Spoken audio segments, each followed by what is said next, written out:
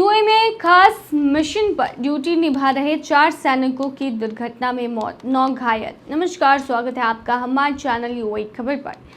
खबर शुरू करने से पहले अगर आपने अभी तक अरब टाइम्स ऐप डाउनलोड नहीं किया है तो फटाफट कर लीजिए। बता दें, इसे डाउनलोड करने के लिए आपको जाना है प्ले स्टोर पर, सर्च करना है अरब टाइम्स ऐप। आपको वहां पर ऐप दिख जाएगा, आप उसे डाउनलोड कर सकते हैं। तो चलिए खबर शुरू करते हैं। संयुक्त अरब अमीरात में एक दर्दनाक हादसे में 4 सैनिकों की मौत हो गई और 9 अन्य घायल हो गए। यूएई की सरकारी समाचार एजेंसी वेम के अनुसार यह दुर्घटना मंगलवार रात को उस वक्त हुई जब सैनिक देश के लिए अपने कर्तव्यों का पालन कर रहे थे। हालांकि हादसे की डिटेल में जानकारी अभी भी सार्वजनिक नहीं की गई है। जानकारी के अनुसार दुर्घटना के दौरान ये सैनिक एक मिशन पर थे, लेकिन सेना ने अभी तक इस घटना के बारे में अत्यधिक डिटेल या दुर्घटना के कारणों का खुलासा नहीं किया है। यह स्पष्ट नहीं है कि यह दुर्घटना सैन्य अभ्यास के दौरान हुआ या किसी अन्य प्रकार के ऑपरेशन के तहत। यूएई की सेना ने इस मामले में गोपनीयता बरतते हुए सिर्फ इतना कहा है कि ये सैनिक देश की सेवा में थे। 9 घायल सैनिकों को तुरंत अस्पताल में भर्ती कराया गया है। अधिकारियों ने घायलों की स्थिति पर कोई भी डिटेल जानकारी नहीं दी है। हालांकि कहा जा रहा है कि कुछ सैनिकों की हालत गंभीर है। देश की सेना और सरकार घायलों के उपचार के लिए हर संभव प्रयास कर रही है। यूएई की सेना खाड़ी क्षेत्र में सबसे सशक्त मानी जाती है, जिनमें आबू धाबी और दुबई के गृह देश अमीरात की सैन्य शक्तियों का अहम योगदान है। यूएई की सेना ने हाल के वर्षों में कई अंतर्राष्ट्रीय और क्षेत्रीय अभियानों में हिस्सा लिया है, जिससे इसकी प्रतिष्ठा एक मजबूत सैन्य बल के रूप में बनी हुई है। दुबई के क्राउन प्रिंस, संयुक्त अरब अमीरात के उप प्रधानमंत्री और रक्षा मंत्री शेख हमदान बिन मोहम्मद बिन राशिद अल मक्तूम ने बुधवार को देश में दुर्घटना में घायल सैनिकों से मुलाकात की। मंगलवार को ड्यूटी के दौरान हुई इस दुर्घटना में संयुक्त अरब अमीरात के 4 सशस्त्र बलों के जवानों की जान चली गई है। शेख हमदान बिन मोहम्मद बिन राशिद अल मक्तूम ने अपने एक्स अकाउंट पर एक पोस्ट भी किया। इसमें उन्होंने लिखा कि हम संयुक्त अरब अमीरात सशस्त्र बल के 4 बहादुर जवानों की शहादत पर संयुक्त अरब अमीरात के नेतृत्व और लोगों के प्रति अपनी गहरी संवेदना व्यक्त करते हैं, जिन्होंने देश में एक दुर्घटना में अपनी जान गंवा दी। आज मैंने जायद सैन्य अस्पताल में इलाज करा रहे घायल लोगों से मुलाकात की है। हम वास्तव में उनके शीघ्र स्वास्थ्य होने की कामना करते हैं। बता दें, 24 सितंबर को देश में ड्यूटी के दौरान दुर्घटना हुई, जिसमें सशस्त्र बलों के 4 सदस्यों की मौत हो गई। सैनिक नासिर मोहम्मद यूसुफ अल बलूची और अब्दुल अजीज सईद सब्त अल तुनैजी, जिनकी ड्यूटी के दौरान एक दुर्घटना के बाद मृत्यु हो गई। उनका अंतिम संस्कार का प्रार्थना जो है वो आजमान के अल जुरफ इलाके में शेख जायद मस्जिद में की गई। दुबई में चाहिए नौकरी तो इन चीज़ों का तैयारी कर ले अभी से, नहीं तो नहीं मिलेगी नौकरी। वहीं अगर आप में से कोई ऐसे भी हैं जो कि यूएई खबर से एडवर्टीजमेंट और स्पॉन्सरशिप के लिए संपर्क करना चाहते हैं तो बता दें कि नंबर दिया हुआ है, आप यहां पर कांटेक्ट कर सकते हैं, या फिर जो ईमेल दिया हुआ है आप वहां पर मेल भी कर सकते हैं। तो चलिए अब खबर शुरू करते हैं। अगर आप यूएई में नौकरी चाहते हैं तो आपको पहले से ही तैयारी कर लेनी चाहिए। देखिए, कुछ चीज़ों की तैयारी पहले कर लेने से आपको नौकरी आराम से मिलती है। अगर आपको दुबई में नौकरी करना है तो आपकी अंग्रेजी ठीक ठाक होनी चाहिए, और अगर अरबी आ जाए तो आपको मज़ा ही आ जाएगा। अगर आपकी अंग्रेजी ठीक नहीं है तो आपको नौकरी मिलने में थोड़ी दिक्कत हो सकती है।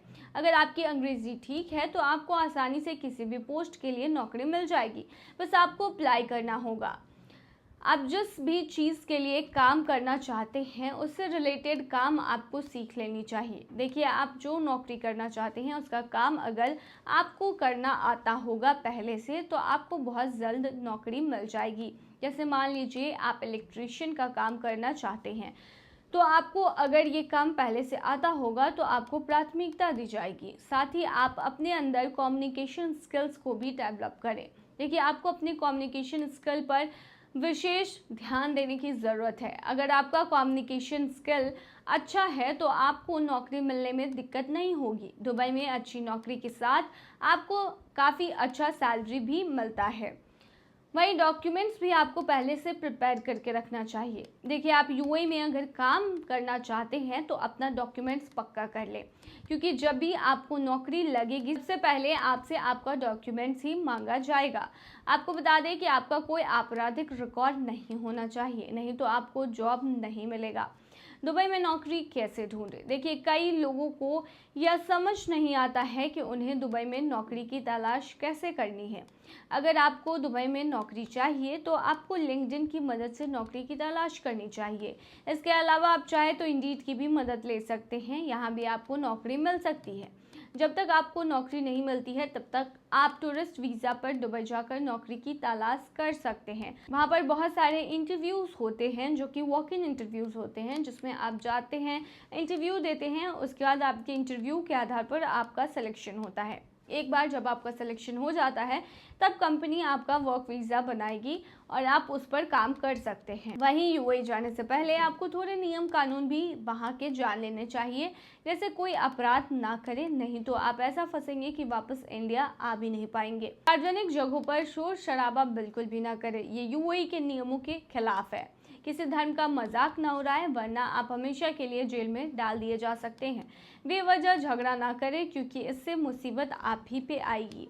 मुसीबत पड़ने पर एम्बेसी से आपको संपर्क करना चाहिए, क्योंकि बहुत सारे लोग हैं जो यूएई जाते हैं और ठगी का शिकार हो जाते हैं। ऐसे में अगर आप कहीं फंसते हैं तो सीधे इंडियन एम्बेसी से संपर्क करें। फ्लाइट में कर रहे हैं सफर तो जरूर जाने ये 5 बातें। देखिए, मध्यम वर्गीय परिवार के लिए हवाई यात्रा करना आमतौर पर बड़ी बात होती है। जब कोई पहली बार हवाई यात्रा करने जा रहा होता है तो ये रोमांच और भी बढ़ जाता है। असल में पहली बार हवाई यात्रा करना एक यादगार और रोमांचक अनुभव हो सकता है। साथ ही अगर आप पहली बार यात्रा कर रहे हैं तो थोड़ी घबराहट होना भी आम बात है। बता दें कि फ़्लाइट 2 तरह की होती है, पहली डोमेस्टिक फ़्लाइट और दूसरी इंटरनेशनल फ़्लाइट। डोमेस्टिक फ़्लाइट से हम देश के अंदर एक जगह से दूसरे जगह यात्रा करते हैं, साथ ही इसमें पासपोर्ट की ज़रूरत नहीं होती है। वहीं इंटरनेशनल फ़्लाइट एक देश से दूसरे देश में जाने के लिए होती है, जिसके लिए पासपोर्ट का होना बहुत ज़रूरी होता है। हवाई जहाज न केवल आपको एक जगह से दूसरी जगह तेजी से पहुंचाता है, बल्कि यह आपको एक नए दृष्टिकोण से दुनिया को देखने का मौका भी देता है। पहली बार हवाई जहाज से यात्रा कर रहे लोगों को सुगम और सुरक्षित बनाने के लिए कुछ जरूरी बातों का ध्यान रखना चाहिए। सबसे पहली चीज़ है टिकट बुकिंग। सबसे पहले और महत्वपूर्ण बात यह है कि आपको अपनी यात्रा की तारीख और समय के अनुसार अपनी फ़्लाइट की टिकट बुक करनी होगी। आप ऑनलाइन किसी ऐप से या किसी ट्रैवल एजेंट के माध्यम से टिकट बुक कर सकते हैं। टिकट बुक करते समय अपनी सभी जानकारी सही भरें। एयरपोर्ट पर समय से पहले पहुंचे और अपनी फ़्लाइट के समय से कम 1 घंटे पहले एयरपोर्ट पर पहुंच जाएं। देखिए, एयरपोर्ट पर कई प्रतिक्रियाएं होती हैं, जैसे कि चेक इन, सुरक्षा जांच आदि, जिनमें समय लगता है। देरी से पहुंचने पर आपको अपनी फ़्लाइट छूटने का खतरा हो सकता है। पहचान पत्र और ई टिकट रख ले। देखिए, अपने साथ हमेशा एक वैलिड पहचान पत्र और अपनी ई टिकट रखें। पहचान पत्र के रूप में आप पासपोर्ट, आधार कार्ड, पैन कार्ड या ड्राइविंग लाइसेंस ले सकते हैं। ई टिकट आपका बोर्डिंग पास है, इसीलिए इसे खोना नहीं चाहिए। प्रतिबंधित सामान। देखिए, अपने साथ कोई भी नुकीली वस्तु जैसे चाकू, कैंची या सुई न ले जाएं। एयरपोर्ट पर सुरक्षा जांच के दौरान इन वस्तुओं को बाहर ही रखना होता है। साथ ही अगर आप दुबई जा रहे हैं तो वहाँ की एयरपोर्ट पर बहुत सारी चीज़ें बैन होती हैं, उन चीज़ों को बिल्कुल भी लेकर ना जाएं। इसके लिए आप एयरलाइन से बैन चीज़ों की लिस्ट निकाल सकते हैं और इससे आपको पता चल जाएगा कि कौन कौन सी सामान आपको नहीं लेकर जानी है। सामान का वजन। देखिए, फ़्लाइट में जाते समय ऐसा नहीं है कि आप जितना चाहे उतना सामान ले जा सकते हैं। इसमें हर व्यक्ति एक साथ निश्चित वजन का सामान ही ले जा सकता है। वैसे तो आप कितना सामान ले जा सकते हैं ये 2 बातों पर निर्भर करता है। पहला कि आपने किस एयरलाइन से टिकट किया है, दूसरा आपने किस क्लास का टिकट किया है। फ़्लाइट में कितने किलो वजन ले जा सकते हैं। आमतौर पर ज़्यादातर लोग इकोनॉमिक क्लास का टिकट करते हैं, जिसमें 15 किलो का एक बैग और 7 किलो का एक हैंड बैग ले जा सकते हैं। हालांकि अलग अलग एयरलाइंस के नियम अलग अलग हो सकते हैं, इसीलिए अपनी एयरलाइन के नियमों को ध्यान से पढ़ें। अब अगर कोई बताए गए नियमों से अधिक सामान ले जाता है तो उसे प्रति किलो अतिरिक्त पैसा देना पड़ सकता है। तो अगर आप जा रहे हैं फ़्लाइट से और आपने पहले कभी फ़्लाइट की सफ़र नहीं करी है तो इस बात पर ध्यान रखें। तो ये थी तमाम जानकारी। बने रहिए ऐसी तमाम खबरों के लिए यूएई खबर पर।